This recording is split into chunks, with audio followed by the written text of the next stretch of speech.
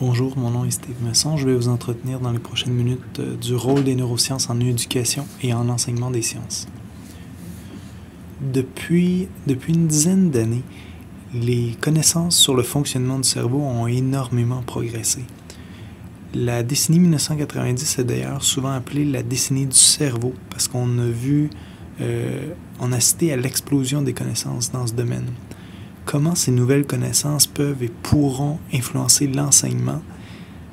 C'est la question qui a guidé le présent exposé. On assiste à l'émergence d'une nouvelle approche en éducation, d'une approche neuroscientifique. En 1988, un groupe de l'American Educational Research Association est formé. Ce groupe s'intéresse spécifiquement à l'approche neuroscientifique en éducation. En 2002, l'OCDE publie « Comprendre le cerveau vers une nouvelle science de l'apprentissage » et poursuit en 2007 avec la publication « Comprendre le cerveau, naissance d'une nouvelle science de l'apprentissage ». Donc on voit bien que les travaux de l'OCDE montrent une claire progression dans l'émergence du champ de recherche parce que dans le livre de 2002, on parle de vers une nouvelle science de l'apprentissage, tandis que dans l'ouvrage de 2007, on parle de la naissance d'une nouvelle science de l'apprentissage. D'autres signes nous montrent que cette approche est en émergence. En 2007, le premier numéro de la revue Mind, Brain and Education est publié. C'est une revue qui publie des résultats de recherche sur des recherches en neurosciences qui adressent des questions relatives à l'éducation. En 2007, toujours, la première conférence de l'International Mind, Brain and Education Society a lieu au Texas. En fait, ça va avoir lieu au mois de novembre. Cette conférence regroupe des chercheurs de partout dans le monde qui s'intéressent à la neuroscience en éducation. L'émergence de cette nouvelle approche est due en bonne partie à l'émergence de nouvelles techniques d'imagerie cérébrale. Les techniques d'imagerie cérébrale permettent de voir l'activité cérébrale qui se déroule durant le travail cognitif.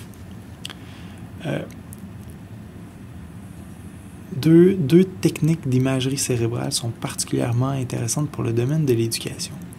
Dans les deux cas, les appareils, les techniques d'imagerie vont mesurer un signal qui est dû à la variation dans la composition sanguine du cerveau. Différentes régions du cerveau sont associées à différentes fonctions cognitives.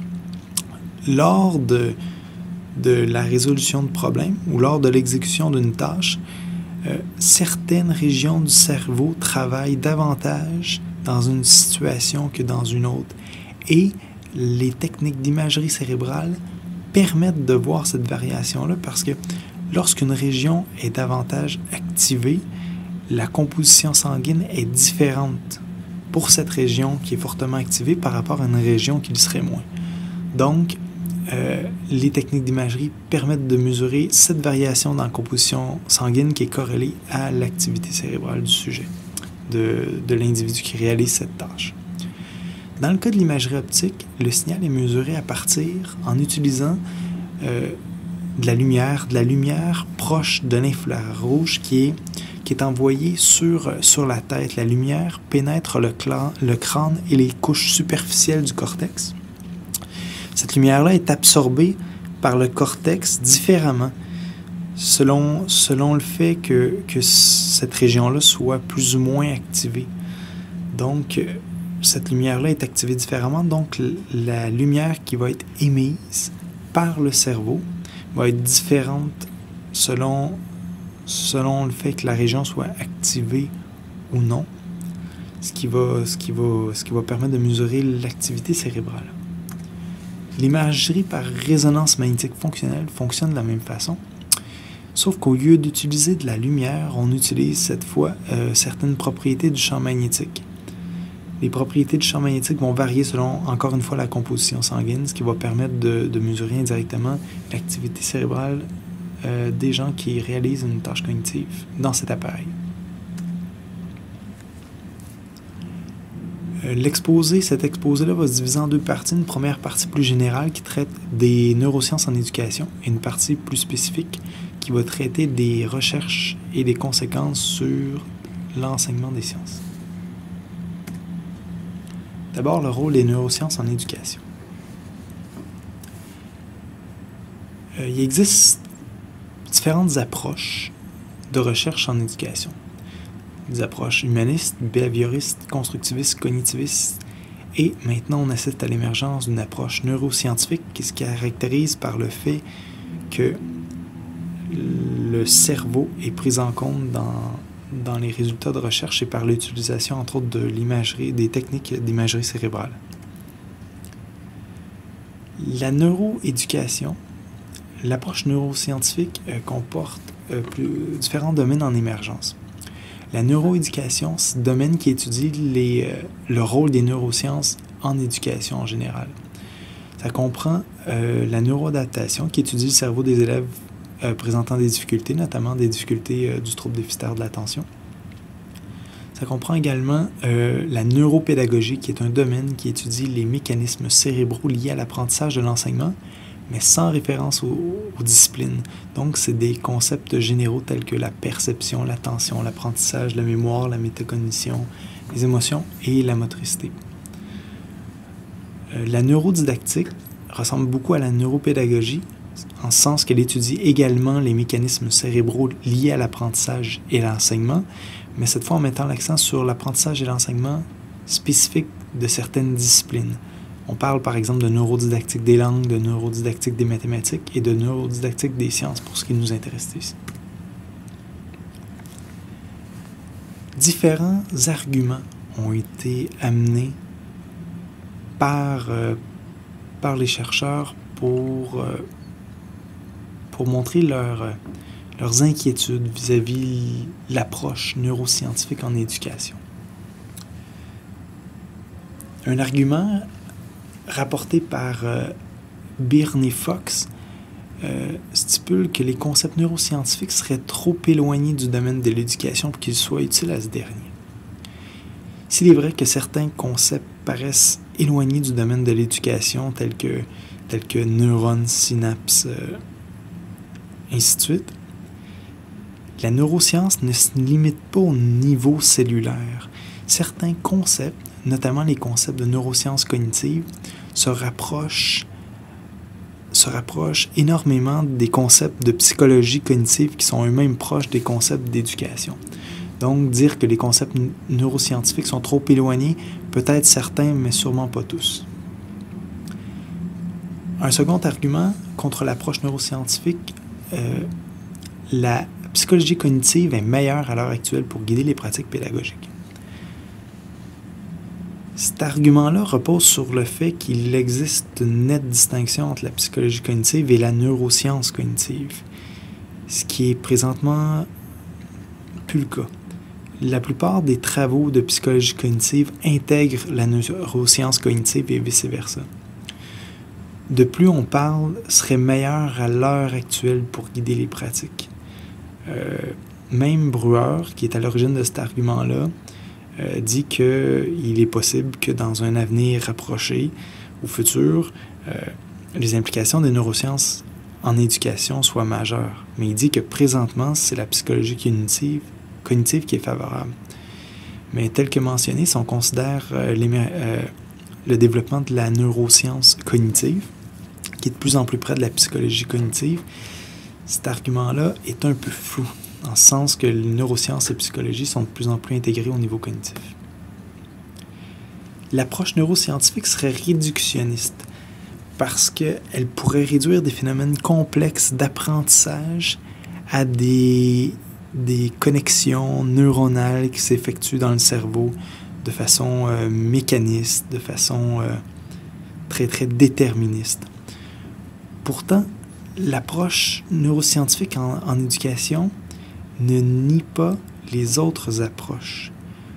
Pour l'approche neuroscientifique ne fait que proposer un autre niveau d'analyse. Jamais il est question de rejeter le niveau behavioriste, c'est-à-dire le niveau comportemental. Jamais il est question de rejeter le niveau symbolique, c'est-à-dire le niveau d'utilisation du langage et des concepts. Mais l'approche neuroscientifique dit que le phénomène de l'apprentissage et de l'enseignement peut être étudié également à un niveau plus interne, à un niveau plus fondamental qui est au niveau du cerveau. Un autre argument, l'existence de neuromythes peut mener à la pratique pédagogique à des pratiques pédagogiques inadéquates. Le terme neuromythe est utilisé par l'OCDE dans son document de 2002. Les neuromythes, c'est des fausses croyances sur le fonctionnement du cerveau. Comme par exemple, le fait qu'on considère que l'hémisphère droit est lié à la créativité et que le gauche est lié aux mathématiques. C'est quelque chose qui n'est pas juste, même si c'est vrai qu'il existe certaines spécialisations hémisphériques. Il n'est pas vrai d'affirmer que certains élèves sont des élèves cerveau gauche ou que d'autres sont des élèves cerveau droit. Ça ne fonctionne pas, ça. Un autre neuromythe serait qu'il existerait des périodes critiques pour développer certaines habiletés. Et que si ces habiletés ne sont pas développées dans ces périodes critiques-là, comme par exemple de 2 à 3 ans, ces habiletés ne pourraient pas être développées plus tard.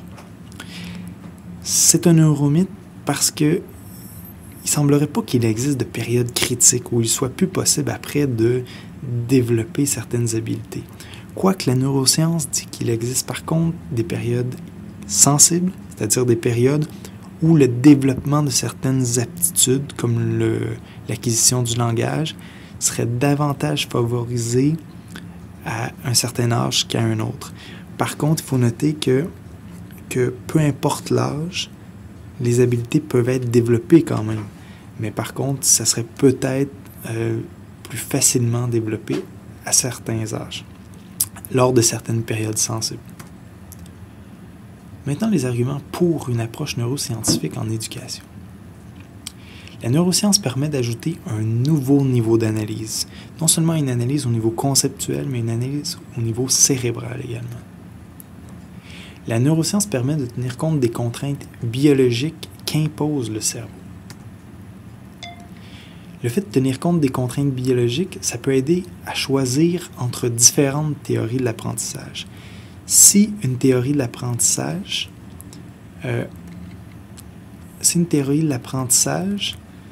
est conforme aux connaissances biologiques sur le cerveau, tandis qu'une autre ne l'est pas, on devra rejeter cette hypothèse-là.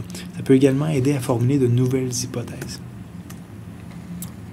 La neuroscience permet d'étudier l'effet d'une intervention pédagogique sur le cerveau. Grâce aux techniques d'imagerie cérébrale, on peut examiner quelles sont les régions cérébrales activées lors de la réalisation d'une tâche. Mais on peut effectuer un traitement didactique préalable. On peut, par exemple, former 2 groupes. Un premier groupe qui reçoit un certain type d'intervention pédagogique, un deuxième groupe qui reçoit un autre type d'intervention pédagogique, et on place les élèves de chacun de ces 2 groupes-là dans des appareils de résonance magnétique pour voir les différences au niveau du travail cognitif qui est fait lors de la résolution de certains problèmes, ce qui permet de voir quel impact a eu une intervention pédagogique par rapport à une autre et de quelle façon une intervention peut davantage modifier le fonctionnement du cerveau qu'une autre. La neuroscience permet également de diagnostiquer des enfants. Si on a une idée du fonctionnement cérébral d'un très grand groupe d'élèves, d'un certain groupe d'élèves, devrais-je dire, si on a comme le fonctionnement typique du cerveau dans l'exécution d'une certaine tâche cognitive, on peut voir les déviations par rapport à cette norme-là. On peut voir que certains élèves ont plus de difficultés, puis on peut voir que ces difficultés-là semblent être corrélées avec certaines régions qui fonctionnent plus ou moins par rapport au modèle de référence. Maintenant qu'on a discuté du rôle des neurosciences en éducation en général, qu'on a vu qu'il y avait certains arguments contre, mais que ces arguments-là n'étaient pas des arguments qui pouvaient nuire de façon absolue à l'approche neuroscientifique en éducation, et qu'on a vu également que certains arguments militent en faveur d'une approche neuroscientifique en éducation. Cette deuxième partie s'adresse spécifiquement à l'enseignement des sciences. On y traitera du rôle des neurosciences en enseignement des sciences. D'abord, quelques faits intéressants sur le cerveau humain. Le cerveau contient de nombreuses neurones. Non pas des millions de neurones, mais bien des milliards, de 100 à 150 milliards de neurones. Et chacune de ces neurones-là peut se connecter à environ 10 000 autres neurones. Donc, on parle d'énormément de connexions possibles. Les neurones se connectent à leurs voisins et les connexions sur de longues distances sont l'exception plutôt que la règle. Ce qui veut dire que si un neurone fait partie du lobe occipital, par exemple, derrière la tête, ce neurone-là se connecte aux neurones aux alentours, mais ne se connectera pas aux neurones qui sont sur le lobe frontal qui est devant, qui est la partie devant, juste derrière le front. Le fait que les neurones communiquent seulement sur de courtes distances a pour effet qu'on assiste à une spécialisation fonctionnelle, c'est-à-dire que différentes régions du cerveau sont spécialisées pour différentes fonctions. La vision est associée au lobe occipital, ce qui est derrière, tout simplement parce que le nerf optique a des ramifications jusqu'à cet endroit-là. L'audition est près des ramifications du nerf auditif. Les connaissances scientifiques sont à un autre endroit, la planification, le contrôle, le mouvement, les perceptions spatiales. La partie du cerveau associée au mouvement est tellement spécialisée qu'une certaine région est associée au mouvement des bras, une autre au mouvement des jambes.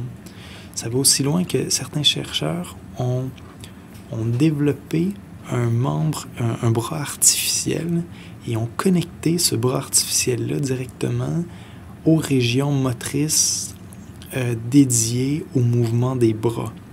Et lorsque l'individu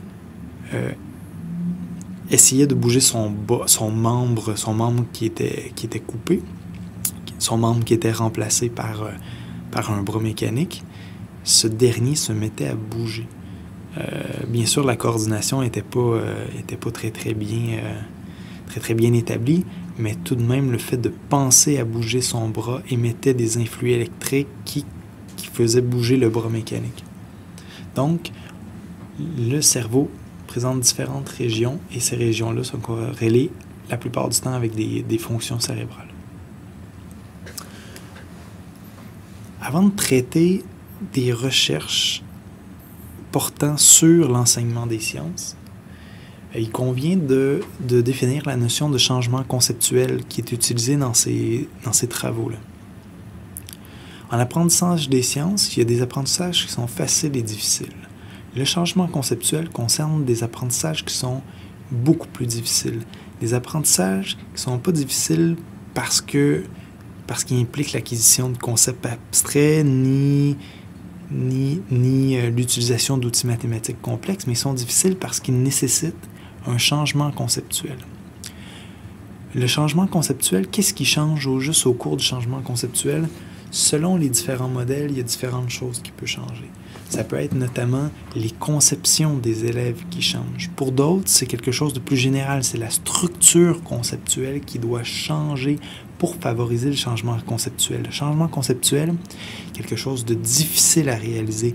Et même après un enseignement formel, des bonnes conceptions, des conceptions adéquates, des conceptions dites scientifiques, les élèves continuent à adhérer à des conceptions qui sont inadéquates. Donc, le changement conceptuel, c'est ce qui est nécessaire pour que cet apprentissage-là se produise. Il y a des idées communes à plusieurs modèles de changement conceptuel. J'en cite deux. D'abord, que le conflit cognitif favorise le changement conceptuel chez les élèves. C'est une idée qui se retrouve dans de nombreux domaines. Une seconde idée que lors d'un changement conceptuel, les connaissances antérieures doivent être abandonnées et fortement restructurées. C'est l'idée que les connaissances des élèves doivent être attaquées, maîtrisées, annulées, abandonnées pour laisser place à une restructuration plus importante. Donc, le changement conceptuel est quelque chose de conceptuellement très, très lourd à réaliser.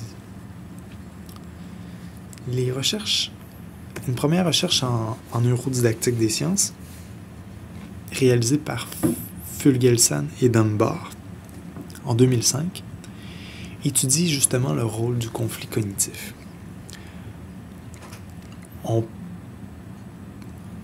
présente à 14 participants qui sont placés dans des appareils de résonance magnétique fonctionnelle, on leur présente des informations qui sont en accord ou qui ne sont pas en accord avec ce qu'ils pensent. Donc, on fait un conflit cognitif. La conception qui a été abordée, c'est une conception relative à l'efficacité d'un médicament. Les élèves adhéraient au fait qu'un certain médicament, à partir d'un certain mécanisme, avait un effet. Donc, les participants s'attendaient à ce qu'on leur présente certaines données qui confirment que ce médicament-là fonctionne ou ne fonctionne pas. Il y avait deux situations. On leur présentait parfois des données qui étaient constantes par rapport à ce qu'ils pensent, donc en accord avec leur conception, tandis que parfois on leur présentait des données qui étaient inconsistantes par rapport à leur conception, donc il y avait une opposition, donc que ces données-là devraient engendrer un conflit cognitif pour finalement remettre en question la conception antérieure. Lorsque des données consistantes sont présentées, le cerveau active notamment l'hippocampe. L'hippocampe qui est une région associée à l'apprentissage et à la mémorisation. Donc, tout porte à croire que lorsque l'individu voit des informations qui s'accordent bien avec sa conception, le cerveau s'active de façon à bien encoder cette information, de façon à bien assimiler cette information aux structures existantes. Lorsqu'on présente des données inconsistantes, on pourrait s'attendre à ce que l'apprentissage soit encore plus important si l'idée du conflit cognitif tient la route. Et quand on présentait des données inconsistantes, d'autres régions cérébrales étaient activées, notamment le cortex singulaire antérieur. Ce cortex singulaire antérieur est associé à la détection d'erreurs et à la gestion de conflits. Autrement dit, lorsqu'on voit des choses qui nous surprennent, des choses auxquelles on ne s'attendait pas, cette région-là s'active pour nous aider à détecter cette erreur-là. Mais combiné à cette erreur-là, à cette détection d'erreur-là, on aurait dû s'attendre à l'activation de l'hippocampe, c'est-à-dire à l'activation de ressources permettant l'apprentissage, permettant la remise en question des conceptions antérieures. Par contre, lorsqu'on présente des données inconsistantes, il n'y a pas cet hippocampe qui est activé, ce qui laisse entendre que le conflit cognitif n'est pas nécessairement efficace dans ce cas-là.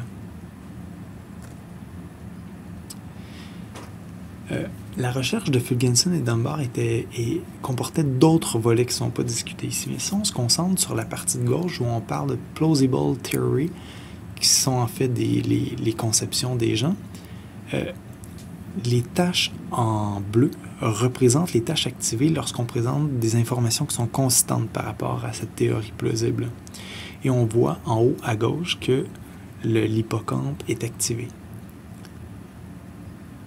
Lorsqu'on présente des données inconsistantes, on voit les taches rouges, dont le cortex singulaire antérieur qui est activé. Qui ne l'est pas, dans le cas, en fait, qui est plus activé lorsqu'on présente des données inconsistantes par rapport à des données constantes. Donc, plus activé lorsque c'est inconsistant que lorsque c'est plus activé lorsque c'est inconsistant par rapport à moins consistant. Une deuxième recherche, toujours menée par Fugelsang et Dunbar, porte sur le rôle de l'inhibition. Et ça, c'est beaucoup plus intéressant pour l'enseignement des sciences. On a pris deux groupes d'étudiants. Un groupe qui a suivi plusieurs cours de sciences et qui ont réalisé un changement conceptuel. Ce groupe-là, on va l'appeler un groupe d'experts. Et un autre groupe qui n'a pas eu beaucoup de cours de sciences dans son parcours scolaire et qui n'a pas réalisé de changement conceptuel, un groupe de novices. On présente deux types de stimuli à ces étudiants-là. On présente des films dits naïfs, c'est-à-dire des films où deux balles tombent et où la balle dont la masse est la plus grande tombe plus rapidement. Donc, c'est des films qui sont conformes aux conceptions habituelles des élèves. C'est des films qui ne sont pas conformes au savoir scientifique, notamment les lois de la gravité de Newton. Donc, on présente des films naïfs. On présente également des films newtoniens, c'est-à-dire des films qui se conforment aux lois de la gravitation universelle de Newton. Des films où, peu importe les différences de masse entre les différentes balles, ces balles-là vont tomber toujours de la même façon, avec une accélération constante et une vitesse égale dans les deux cas. Une vitesse... Ce que je veux dire, c'est l'accélération est constante et la vitesse va progresser de la même façon dans les deux cas. Lorsqu'on présente aux sujets novices, lorsqu'on leur présente des films naïfs, donc des films qui sont conformes à ce qu'ils pensent, le cortex singulaire antérieur n'est pas activé. Il ne détecte pas qu'il y ait des erreurs parce que c'est conforme. Donc, on s'attend à ça. Lorsqu'on leur présente des films newtoniens qui sont en désaccord avec leur conception, on s'attend à ce qu'ils trouvent ça surprenant, on s'attend à ce qu'ils détectent une erreur dans ces données-là. Donc, on s'attend à ce que le cortex singulaire antérieur soit activé. C'est bel et bien le cas. Dans le cas des sujets experts, on leur présente également des films naïfs et newtoniens. Lorsqu'on leur présente des films naïfs, c'est des films qui s'opposent aux conceptions scientifiques, qui ne sont pas conformes aux conceptions scientifiques. Donc, on s'attend à ce que les experts disent que ça ne fonctionne pas, et on s'attend à ce qu'ils détectent l'erreur, et on s'attend à ce que le cortex singulaire antérieur soit activé, et c'est le cas. Par contre, lorsqu'on leur présente des films newtoniens, donc conformes à leur conception, on s'attend à ce que le cortex singulaire antérieur ne soit pas activé, parce que ces experts-là ne devraient pas percevoir les films newtoniens comme étant des erreurs, comme étant des anomalies. Ils devraient percevoir que c'est des films conformes à ce à quoi on devrait s'attendre dans un univers sans frottement. Mais les résultats neuroscientifiques montrent que le cortex singulaire antérieur est également activé lors de la présentation de films newtoniens. Ce qui veut dire que c'est l'interprétation de Dunbar, de Kevin Dunbar, dit que dans ce cas-là, ça veut dire que les connaissances antérieures n'ont pas nécessairement disparu du cerveau. Les réseaux neuronaux associés à ces conceptions-là sont toujours présents. Puis la différence entre l'expert et le novice, c'est que l'expert est capable d'inhiber la réponse spontanée qu'il aurait tendance à dire que non, ce que je vois est faux. Il se contrôle et dit que ces films-là sont exacts, sont conformes aux lois du mouvement de Newton. C'est ce qui devrait se passer dans un univers sans frottement. Donc, on ne parle pas d'abandonner les connaissances antérieures, on ne parle pas d'une forte restructuration. On dit que le changement conceptuel n'est pas tant abandonner ou restructurer ses connaissances antérieures que d'être capable d'inhiber ces connaissances antérieures, d'être capable d'inhiber les processus qui mènent à une réponse spontanée qui est inadéquate. Donc, c'est toute une autre façon de penser le champ du changement conceptuel et de penser le rôle des enseignants dans l'enseignement des sciences. Le rôle dans l'enseignant, si le rôle de l'enseignant est de provoquer des changements conceptuels, provoquer un changement conceptuel, ça veut dire développer les aptitudes à inhiber ces conceptions.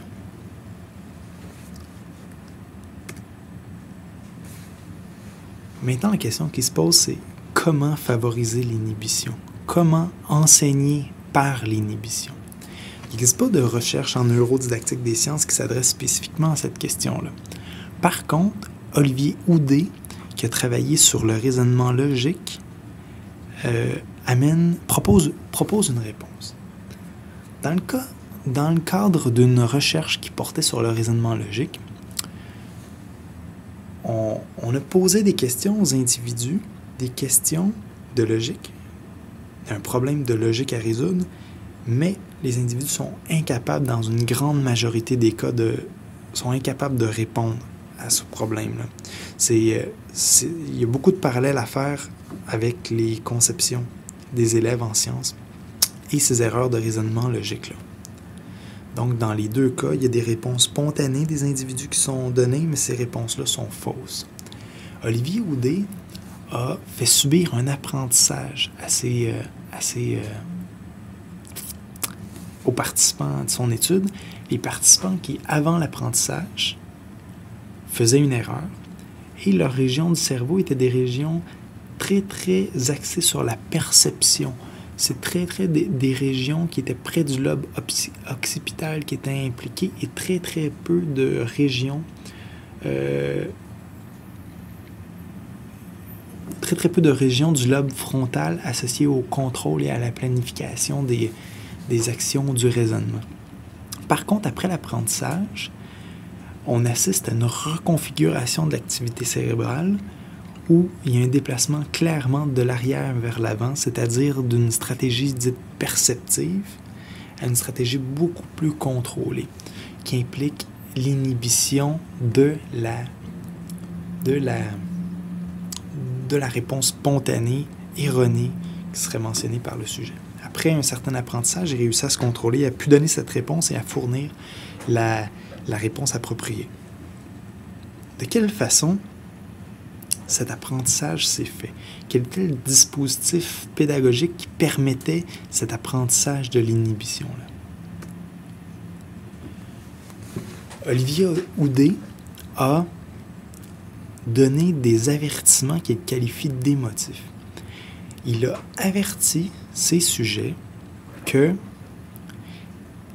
la tâche comporte des pièges, que le cerveau, spontanément, va faire un certain type d'erreur de logique et qu'il faut faire attention pour ne pas tomber dans ce piège-là.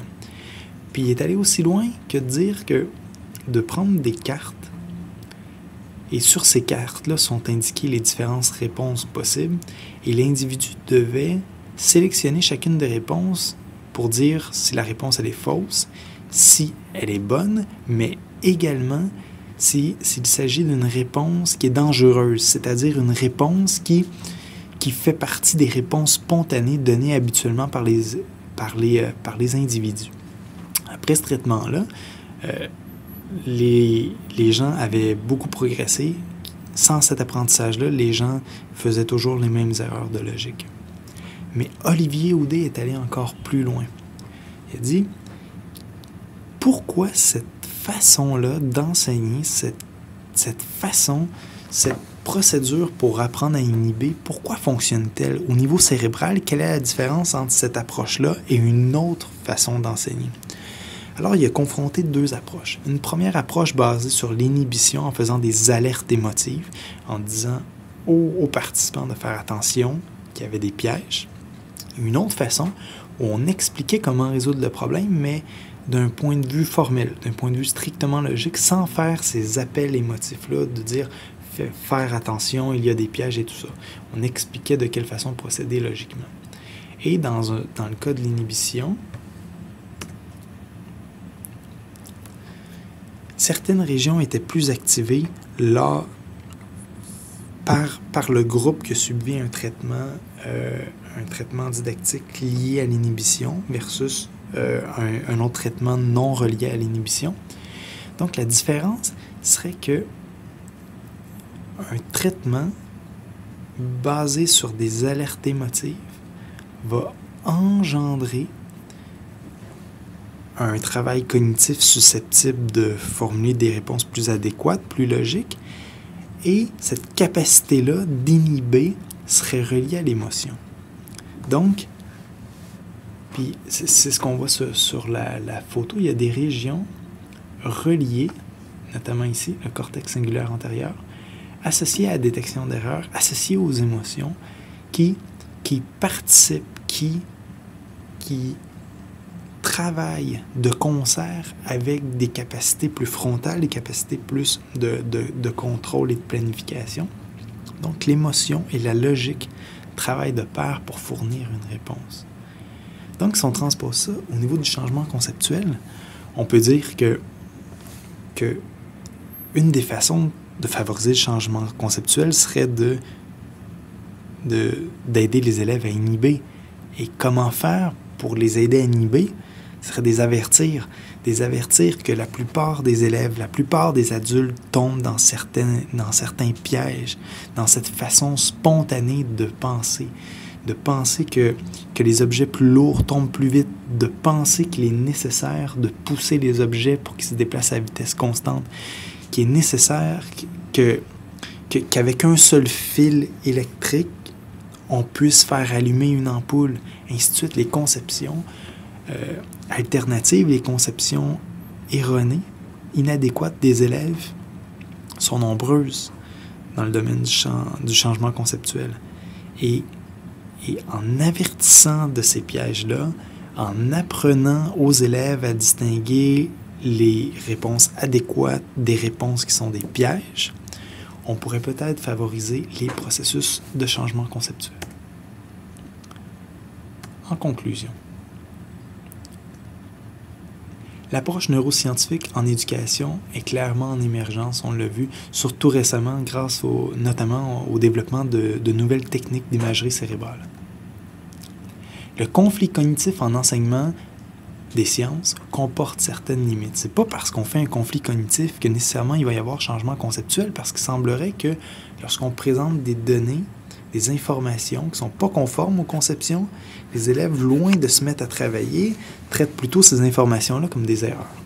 Donc, il faut pas s'attendre à ce que les techniques de conflit cognitif donnent des résultats spectaculaires. Ça ne veut pas dire pour autant que c'est pas bon dans tous les contextes.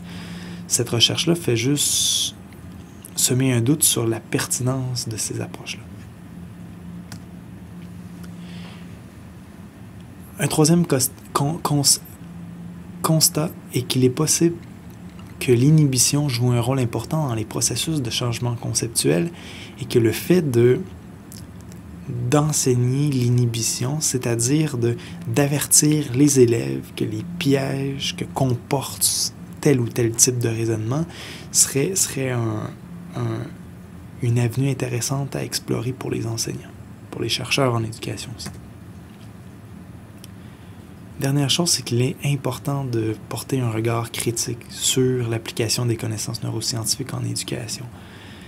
Certaines personnes ont tendance à simplifier les résultats neuroscientifiques ou à extrapoler des résultats faits aux animaux, mais qui ne s'appliquent pas nécessairement aux humains, ou à simplifier tout ça pour donner des résultats spectaculaires. Donc, il faut se méfier quand même de ce qui est dit. L'approche neuroscientifique peut donner des résultats objectifs, mesurables, fort intéressants pour le domaine de l'éducation, mais il faut faire attention aux simplifications outrageuses. Pour plus d'informations, je vous invite à consulter le site web qui est donné ici. Il y a aussi le site de l'OCDE où il est question du cerveau et où les deux ouvrages de l'OCDE sont également disponibles. Cette présentation-là a été principalement basée sur un article qui a été publié dans un nouveau collectif Regards multiples sur l'enseignement des sciences que je vous invite fortement à consulter. Merci bien.